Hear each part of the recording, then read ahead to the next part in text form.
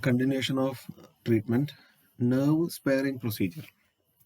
So we already know that the main complication of surgery is erectile dysfunction. So nerve sparing surgeries also can be done. Near the prostate gland, there are neurovascular bundles which mainly maintaining erectile functioning. So preservation of these bundles during the prostatectomy can be done, but sometimes along with the sparing procedure, nerve sparing procedure, we can completely remove the cancer also.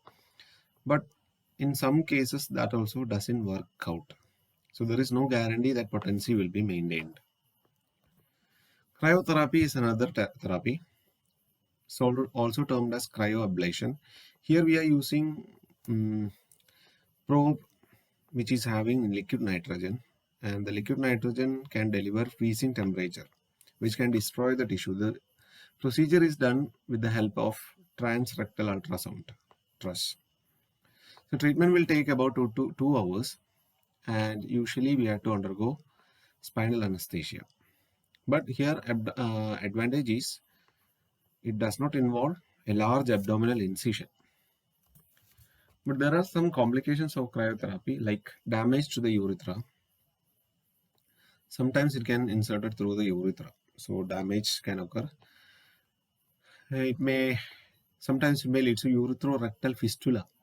Developmental of fistulas can occur due to cryoablation. Ureterorectal fistula as well as urethro-cutaneous fistula. Other than that, tissue sloughing, again erectile dysfunction, urinary incontinence, prostatitis, and hemorrhage. That also can occur due to this procedure.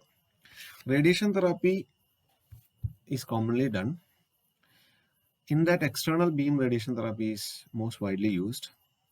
So patient usually treated as an outpatient basis, 5 days a week for 4 to 8 weeks. So treatment will last only for a few minutes. Each day the treatment will last only for few minutes. Side effects can be acute as well as delayed. We know the side effects. Other than this, we are using radium-223 dichloride as a tablet. Along with other medication it has been given. The drug is able to emit alpha particles which will mimic the calcium. Mainly this radium-223 dichloride is used in metastatic cases where there is bone spread. Common side effect of radiation therapy is like changes to the skin, like dryness, redness, irritation, and pain. Gastrointestinal tract, there will be diarrhea, abdominal cramping, bleeding. Urinary tract, there will be dysuria, frequency, hesitancy, urgency, and nocturia. As well as here also sexual dysfunction can be there. Brachytherapy is the other one. Here, under the guidance of transrectal ultrasound, we will be inserting the needle or the device through the rectum. We will be using grit template in which the needles are being inserted into the needed area. So here the radioactive seeds are placed with the help of the grid template. You can see the image, X-ray image. This much pellets is being placed over the area. So brachytherapy is another treatment. Next is drug therapy, hormonal therapy, androgen deprivation. For androgen deprivation, we are using hormonal therapy. Chemotherapy also been used, sometimes a combination of both. Androgen deprivation therapy includes two categories: androgen synthesis inhibitors, leuprolide, goserelin, triptorelin, and buserelin. Mainly IM or subcutaneous route is available. Other drugs like digarelix and abiraterone. These are under the category of androgen synthesis inhibitors. So I have already explained that androgens is needed for the growth of luminal cells.